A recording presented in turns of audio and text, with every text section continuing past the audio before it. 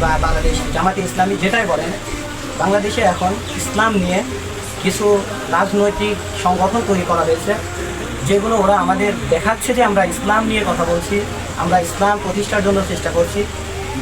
আসলে তাদের হয়তো আমরা যদি সেভাবে রিসার্চ করি, আমরা খোঁজ খবর নিই, তাহলে দেখা যাবে যে অধিকাংশ দলগুলোরই পিছনে উদ্দেশ্য রয়েছে তাদের রাজনৈতিক।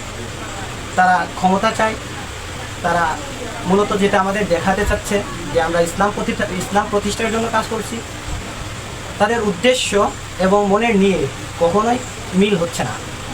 তো আপনারা জানেন বা আপনারা দেখেছেন ইতিমধ্যে, ইসলামী ছাত্র আন্দোলন বা ইসলামী আন্দোলন নামে একটি সংগঠন ইদানিং অনেক মানে সবার মুখে মুখে এরা অনেক সাড়া ফেলেছে দেশে, যা আমাদের 24শে জুলাই অভ্যুত্থানের থেকে এরা মূলত শুরু করেছে।